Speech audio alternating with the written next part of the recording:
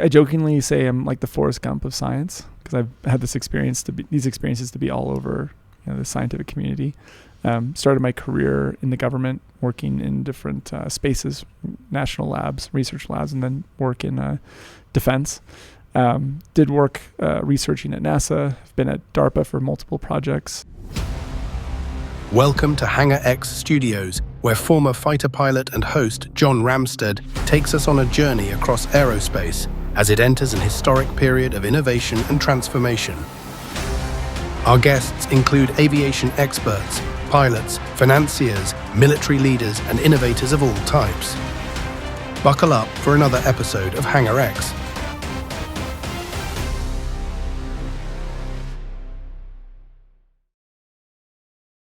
Today's episode is brought to you by our platinum sponsor, XTI Aerospace. They are powering the vertical economy, building a long-range VTOL, and you can find more at xtiaerospace.com. Now, please remember to like, comment, and share on this channel, and enjoy today's podcast.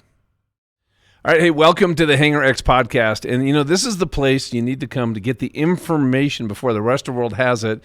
And on that, today, I could not be more thrilled to have Charlie Burgoyne on. Charlie, first of all, welcome to the podcast. Thank you. Appreciate it. All right. So since you haven't heard of Charlie before, I'm going to let you introduce yourself here a little bit. But you founded Valkyrie. Before that, you have this deep experience in the industry. You're one of the smartest guys, honestly, I've ever met. That's very kind. Some of the things Valkyrie's done, and you did things before that, like optimize F1 racing. You guys... put a data center on the moon. I got to ask you some questions about that. You do some defense work. You've done some incredibly advanced work in material science around graphene. We're going to talk about that. But I got to start with this question, Charlie. Sure. And feel free to weave in your backstory and as we go. But when you look at the moon now, you now see it differently. Tell us the story of how you took a giant data center, miniaturized it down to a piece of chewing gum, and put it on the moon. Yeah, absolutely. It's a very surreal experience to take a look at the moon now for us. So the brilliant mind behind this is a man named Chris Stott, and he's been a good friend of mine for several years. He started a company called Lunar, and they build basically data centers, hardware designed to land on the moon. Couldn't be a bigger advocate for Chris and the incredible work they've done. But Chris and I met about 4 years ago, probably, on a zero-G flight we were doing with a bunch of NASA folks. So he is very deeply part of the community. The Vomit Comet. The Vomit Comet. We were on the Vomit Comet How'd you together. feel afterwards? I felt great. We did 15 descents. And I can't say the same for Chris. It was not Chris's deal. Chris is a man of many talents. Riding the Vomit Comet's not his strong suit. But I sat in the back. I saw this guy. I said, hey, love to learn more about what you're up to. And anyway, started a great friendship. And Lone Star Lunar is building these incredible bits of hardware, these capabilities that can land on the moon. And I said, well, what technology are you putting on these landers? He said, well, we're not sure yet. I said, well, let's take a stab. So we started building out basically the most advanced AI, machine learning, and really a knowledge graph, which is a special form of data storage. We built it specifically for their device. And so the very first time their device left the planet was on February 26th of this year. And it was, collaboration of a lot of folks. It was a NASA mission, the Athena mission. Yep. It was the booster was SpaceX. The module was Intuitive Machines number 2, IM2, the lander. The machine was built by Lone Star Lunar, and then the software on board was Valkyrie designed. And now I look at the moon and I realize there's a bit of code we designed, built, and deployed. So the machine that, the hardware that your code is in is the size of what, a cigarette pack? It's super small. Yeah, or smaller? can. Altoids can? Yeah. Now, what would that have normally been before you said, hey, we got to miniaturize this? Like if it was in my office? Yeah. So really the way we build out those systems, it would be at least a 1-2U server. So something about the size of a pizza box. Yeah. About the same. And you shrunk it down to an Altoid scan. Basically, yeah. Basically. So talk a little bit about your background, because we're going to get into some really deep aerospace concepts here too, but talk about some of your background in software development, AI, and what do you think is relevant that's really happening today? Because you're on the inside track of all this. Yeah, I would say, I jokingly say I'm like the Forrest Gump of science, because I've had these experiences to be all over the scientific community. Started my career in the government, working in different spaces, national labs, research labs, and then work in defense. Did work researching at NASA. I've been at DARPA for multiple projects. And Valkyrie is really like a private DARPA. Would that be a good characterization? That's a great way to think about it. Yeah, okay. Great way to think about it. So I was actually with DARPA for a period of time, research labs out of the military, Los Alamos, spent some time working with Los Alamos. And fast forward, we started Valkyrie in 2017, celebrating 8 full years in a couple of weeks. And the charter was very simple, to take the best scientists we could, predominantly mathematicians and physicists, and present them with the most complicated industrial problems we could find, and to do so in a way where we were able to advance American values through American science, and then use that American science to advance American values. Just this virtuous circle of perpetually advancing these incredible things through our value system. Yeah, and say a little bit too, Charlie, because this is really inspirational, because I've also met some members of your team. Mm-hmm. You do all that so that, and a big part of that was how you care about your team. Could you talk a little bit about some of your values and what it just comes out in everything you guys do? Yeah, totally. I mean, we take it really seriously. Our 5 values are grit and honor, love, curiosity, and hope. And those really get inculcated across everything we do. So, culture is integral when you have a team of scientists. A lot of people don't know how to manage scientists. They're hard, they're persnickety. But having been one for a long time, I kind of understand their mentality. They tend to be a bit transactional. Yeah. Versus relational. Well, it's interesting. Don't want to overgeneralize, but they're also very existentially tied to their work. Mm-hmm. So it has to have really deep meaning for them. And so for us to dedicate a lot of cycles and energy and time thinking about values and how those can be, manifested in all the things that we do, it's really critical. We have some of the lowest attrition rates in the whole industry because we do such an effective job of creating a culture of execution and excellence. So values are integral, not only just in the bespoke R&D operation, the group we call intelligence, but in our investment operations and our product operations, and some of the latest things in material sciences and aerospace that we're excited about.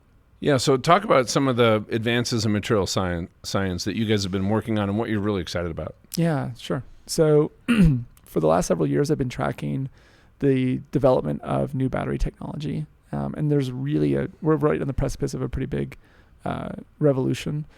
Sodium-based battery technology, the research that's coming out of academia right now indicates that the densities can be up to 80 times the densities that we have from traditional lithium-ion.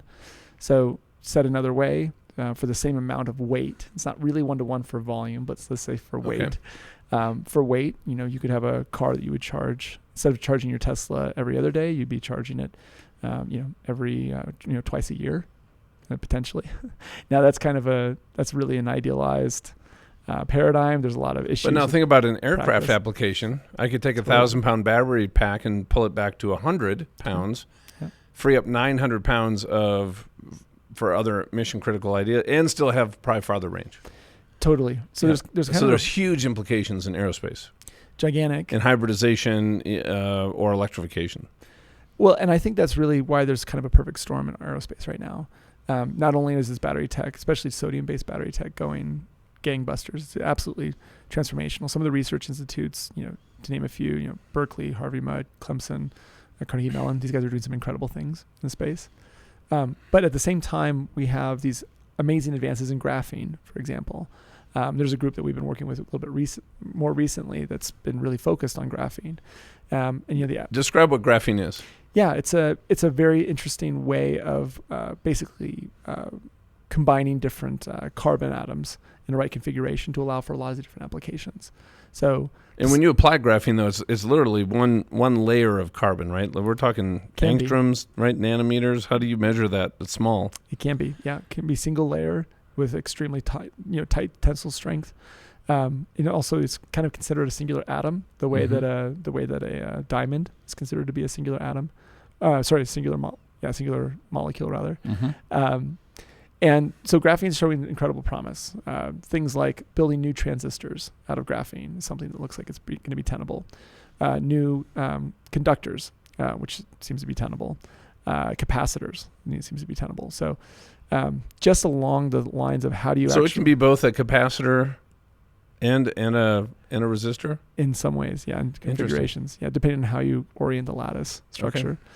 Okay. You can also use it for getting rid of waste material. Seems to be very effective. Run a current through graphene and throw waste on top of it. It accelerates the biodegradation process. Something research has come out of Rice recently around that. It's really fascinating. So, when you look at an aircraft and the advances that you have from a capacitor standpoint and the tensile strength that you have with this material at scale and the ability for it to act as a transistor, you could have a wing that's made out of graphene, and you could have the battery that's made out of graphene, and you could have all of the onboard avionics are all powered by graphene transistors, all with one of the most abundant resources on the planet, which is carbon. So, and doesn't also I read a research paper that graphene on the outside of a body can also help with aerodynamics, reduce drag, and also radar cross signature. Is that accurate? That's my understanding. Now, it's been tested in limited environments, but the same phenomenon where you get St. Elmo's fire on the nose of a plane, right? Yep. That plasma makes you basically impervious to be able to have any radar detection, right? So the Soviets spent a long time trying to create aircraft that had St. Elmo's fires around as much as possible. First time that ever happened to me, I was kind of freaking out. I'm sure. I'm sure. I didn't know what it was. It's on my bucket list to experience St. Elmo's fire. If you're listening, you don't know what we're talking about. It's a very strange phenomenon that happens with the right humidity conditions, the right pressure conditions, and a plasma literally forms around the nose of the fuselage. Well, you're a pilot. I don't know why I'm explaining. Yeah. Well, people might not know. It's great. Yeah. Well, because you know the science behind it. Right. I just know it scared me, and it was pretty. No, it's gorgeous, right? It's like the northern lights are forming on your nose. Yep. It's a low temperature plasma, but what happens with plasma? So think of it as so technically fire's a plasma, but think of it as like a cold fire that's going on your nose. It can actually be really dangerous because it can have implications for your electronic equipment. But plasmas absorb ionizing radiation all the way down to like long wave radio waves. They absorb it. It just creates energy and it turns into a photon, which means that if you're sending radar and trying to identify a plane and you happen to try and ping it right where there's almost fire occurring, it absorbs it and can't detect the airplane. So the Soviets spent a good chunk of the 80s trying to figure out the planes that would encourage the most almost fire possible, try and totally remove their radar signature. Not sure that's all been declassified yet, but I know that they've worked on it because I got really down deep in this. It'd be fun to get that research paper. Totally. If you get anybody listening. Totally. Hey, what was the breakthrough that has that you think could allow this sodium battery technology?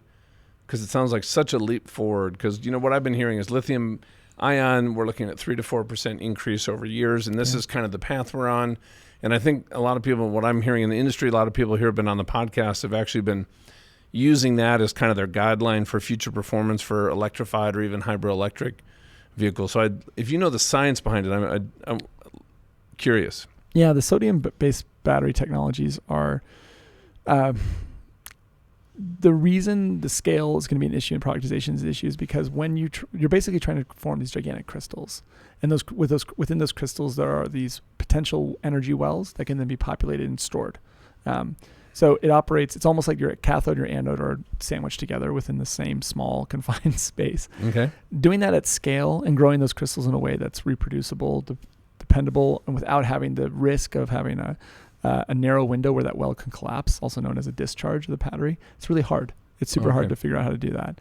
And so some of the technologies that have recently been coming out, in fact, some of the research that combines graphene, which we were talking about, and sodium is actually really promising around new battery technology. So it's the combination of these two that could create a process to allow this to be done consistently. Yeah, totally. Okay. Totally. They're already getting in, lab conditions. I mean, a battery the size of a paperclip, really incredible yield. But that's where most of those atoms are ostensibly hand curated. So we're a little ways off. But science. This is always the challenge. The real innovators in the planet, in my opinion, they see the Moore's law adoption or 3 to 4% increase in like lithium-ion, and they basically just identify the right way to break it. Because these technologies really are very rarely linear. Yeah, indefinitely. Usually there's some seismic or catalytic innovation that really disrupts that whole life cycle. And so if we can proactively identify where those things are headed, own that bit of technology and then deploy it really rapidly, we were very quickly in a position where we can own an entire sector or domain. Aerospace is a great example of that. Yeah. Hardly any part of an aircraft couldn't be supported by new sodium developments or graphene developments. Both. So, this makes me think. So I'm curious. So Charlie, from early age, right, you just had this unique way of seeing the world and thinking that brought you early on into helping the military, the government, solve big commercial problems. So when somebody comes and confronts you, or you're thinking of like, this is a big problem we have to solve, what is the process that you go through that allows that problem to get solved, and then also in a way that is pretty much unique and transformative? Because I've seen you do that a number of times. Candidly, I like when people tell me, well, you can't do something. I'm stubborn. I'm super stubborn. And I find that my most innovative moments, or the moments where my team is most innovative, really, because I'm not really an innovator anymore. I wish I were, but we hire better people than me to do most of this stuff. Those moments come from when a mission critical problem is currently insurmountable, and it has really talented, hardworking people super stumped on what to do. That's the hill I like to take, Monday through Saturday. And where do you start? Let's say I came and I gave you, what's an example of maybe one of those in the aerospace realm? I know you work on a lot of things in the last year that you've had to tackle. Yeah, I mean, probably the moon landing was a big one. When we were told the limitations of the hardware, it was a genuinely perplexing challenge for us. And there's some really great folks on our team, Corey and Isaac, who, and we call him Ike, who looked at that problem and they adopted kind of that like stubborn, like hell, we're not going to get this done approach.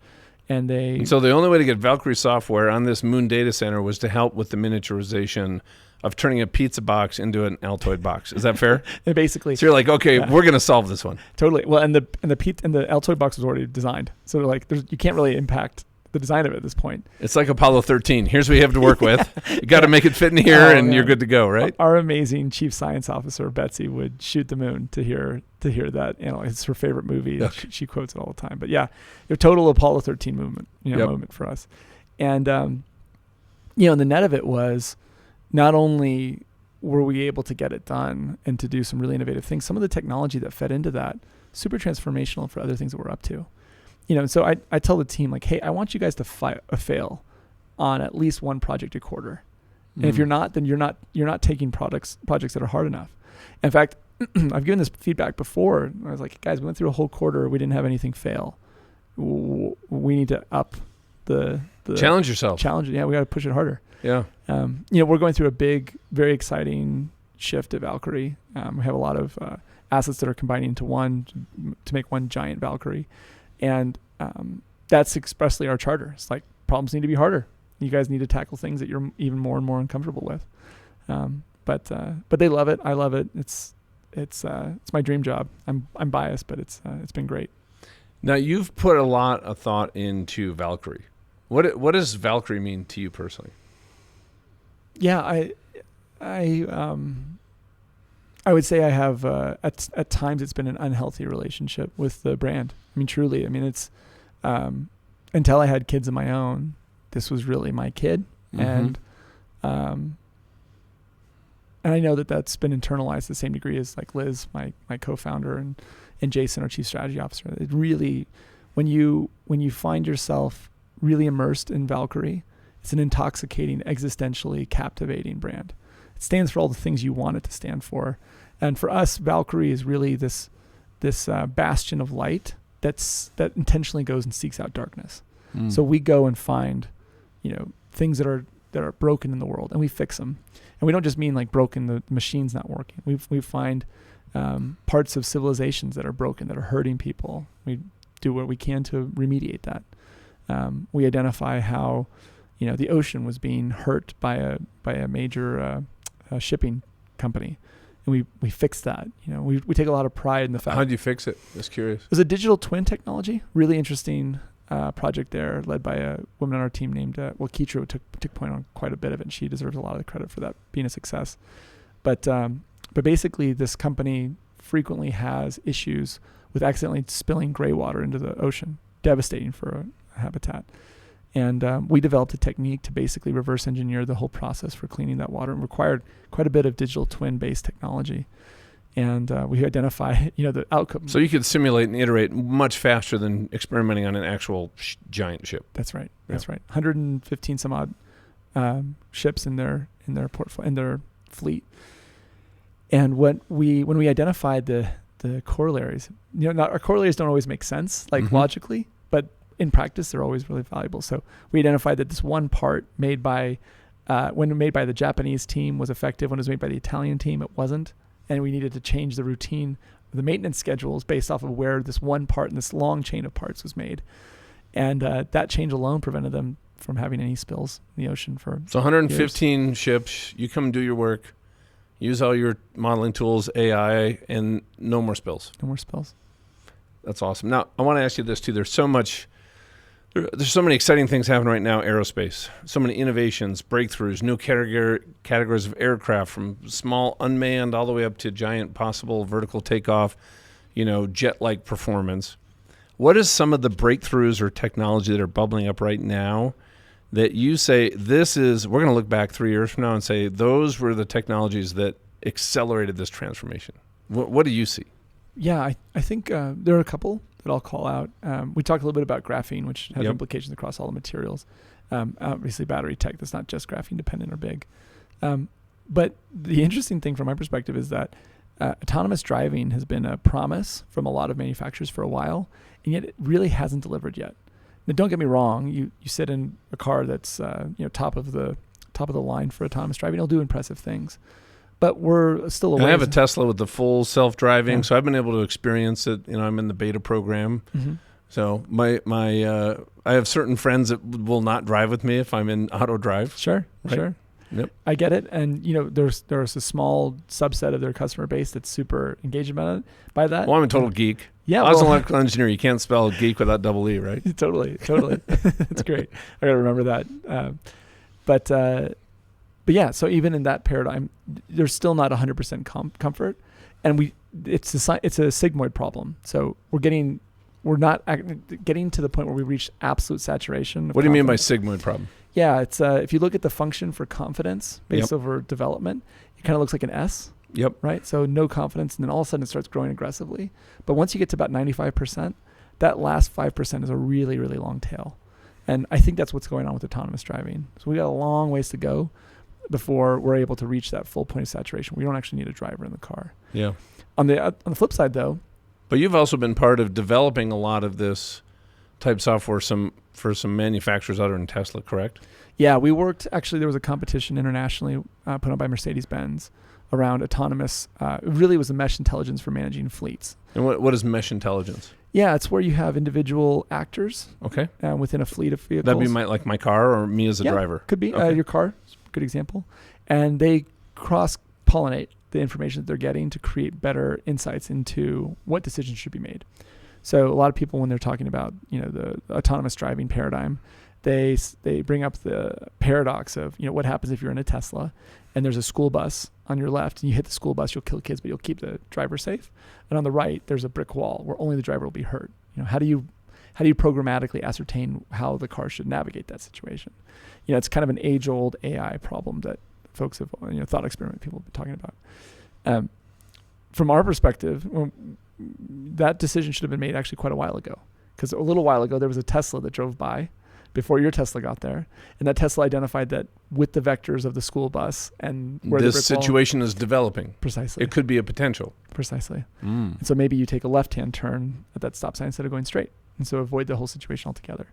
And so that type of ability is really empowered based off of mesh intelligence, treating the so it's giving you a whole holistic view of your environment. Precisely. Is that fair? Yep, absolutely. The individual operators are both instrumented for observation and also instrumented for intelligence. And then there's a hive mind of optimization for all these vehicles to be able to make a better decision across a whole traffic pattern. Now, I would think the application is you're looking at the flight controls, the control law systems from all the EVTOLs, Joby and Archer, all the way up through bigger ones. There's got to be applications in here, because I'm thinking there's going to be a lot of people that want to fly these. Yeah. that might either not have a lot of time, or maybe they're a commercial rated fixed wing pilot, but now they're flying with something with vertical capabilities. It's a whole different realm. They're going to need a lot of help. Well, and they definitely will. But we also have interesting things that happen in air. For one, let's take so I live in Austin, and there's a couple of major highways. My favorite's Mopac, because I get to drive by Camp Mabry and see all these cool model planes and such.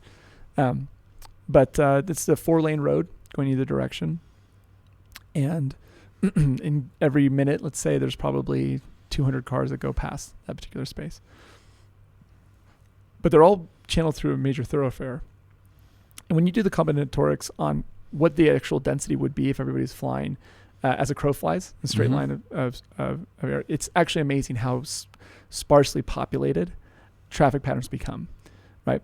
So if I took out the constraints of the roadways, and I actually went from my house to my let's say from my house to land in the parking lot here, right? Is that what you're saying? Exactly. So if I actually deconstructed the traffic from origin to destination, now all of a sudden you're actually looking at something that's less dense than you expected to find? Wildly less dense. No kidding. Yeah. I wouldn't have guessed that. You might think about, you might look at on your commute. Yeah. Right now you see hundreds and hundreds of thousands of cars on your commute. Yeah. You might see less than 10 different vehicles if we were all traveling by air, right? For a couple of reasons. Now you're a pilot, so you'll have a better eye than most, right? But even if you have a ceiling, let's say if your envelope is between 1,000 feet and 3,000 feet, how many pockets do you have space for an EVTOL, a small 2-seater EVTOL, to be able to fly safely without creating risk for recirculation or all the safety? My guess would be a 200-foot buffer. Probably. So in that, we could probably, probably put 7 corridors. 15, really, right? 15. Yeah. Well, yeah, it's true. Back and forth, 15. Yeah. Right. And then you could also probably geofence that, like northern and southern boundaries. You could actually probably go to 30. Totally. And then if you had something that managed that, so it was almost invisible to me as the user, it's almost like today, you put in my destination, but now I'm doing it for the air. Yep. And then it files your flight plan with the FAA, puts everything out, but it goes, you're going to actually fly a little bit south. You're going to do this. You're going to hook up to get into my parking lot. That's right. Is that kind of what you envision that's possible? That's right. That's pretty cool. Right. So the closest vehicle. So it's going to mimic almost what I do in a car, but it's now going to be in the air. It's a way easier problem. Autonomous flight is a way easier problem than autonomous driving, especially if you can own all the rules for the. I don't have to worry about the school bus. I just got to worry about the Airbus. Yeah, totally. Yeah, and that's not that's significant. The wash from an Airbus is major. And it's major for a while. So you have to, there's a lot of things that have to go into that as well. But if the closest vehicle is 200 feet away, and that's only going to be 200 feet away for an instant as it just passes by, truly, it's an absolute revolution in the way people could commute. Yeah, have you ever heard of the company Dedalian?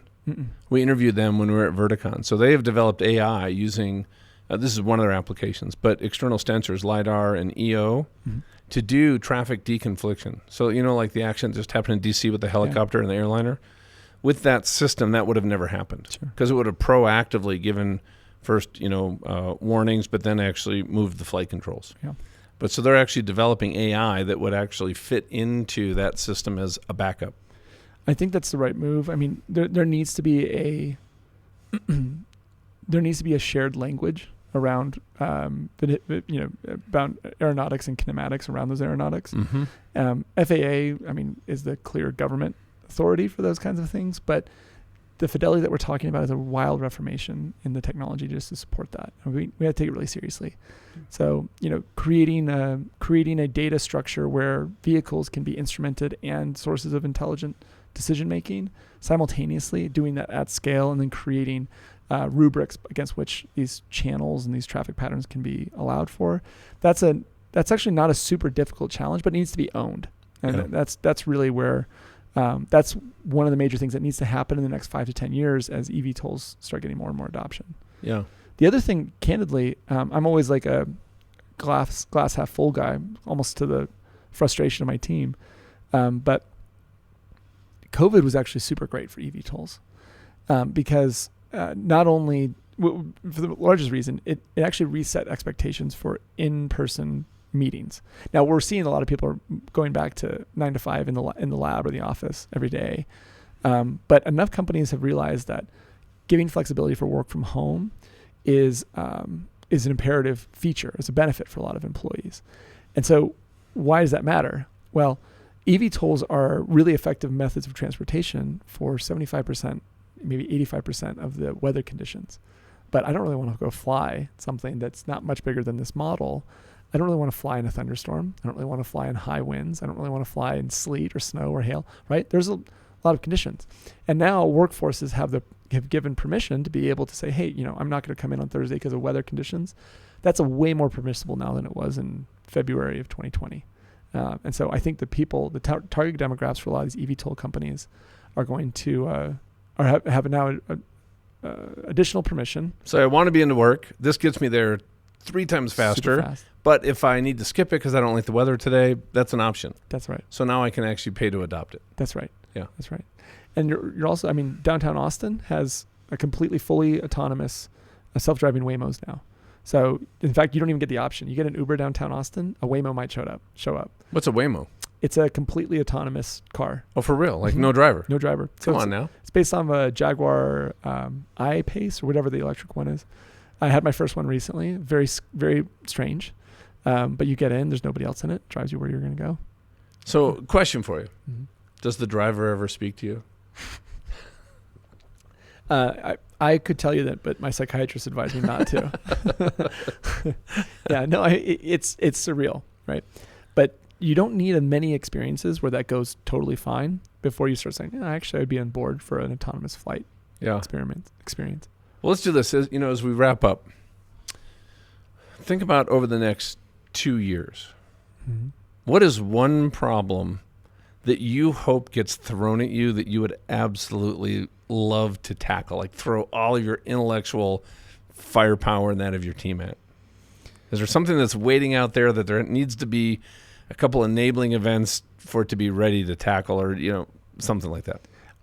I'd rather, if it's all right with you, I'd love to leave it as a cliffhanger. And it's No, it's not all right with me. I would. Okay, you got to give a hint then. You got to. That's the reason I'm in this office today. Oh, okay. I know what you're talking about. Yeah. Yep. Whole reason the team's up here talking to y'all is because of that gnarly hard problem that I think we can solve. Yeah, and so everybody out there listening, what we're talking about is, I think, some changes coming to the industry that could accelerate this transformation, because what's happening in aerospace, the change, it's not a matter of if, it's a matter of when. Absolutely. And it's about taking that timeline, and that's what we've been talking about all morning, isn't it? How do we take that timeline and move it back? So more on that to come. Yeah. All right, Charlie, thank you so much, man. This is awesome. I want to have you back. There's so many more things we could talk about, but I'd love to do some regular episodes with you. How's that sound? Sounds great. Sounds really fun. All right. Thank you guys for tuning in. And listen, please, on YouTube, subscribe. If you're on audio, also subscribe. Share this with a friend. Get the word out. Thank you, everybody, for being so engaged. We've launched about 6 months ago, and we did 1.2 million downloads and views over the last 28 days. So that's all thanks to everybody out there who's participating, who's reaching out to us, who's connecting us with incredible guests, people like Charlie. So we thank you so much, and we want to be your voice. So if there's anything you want us to cover, please let us know. All right, man. Keep knocking them alive.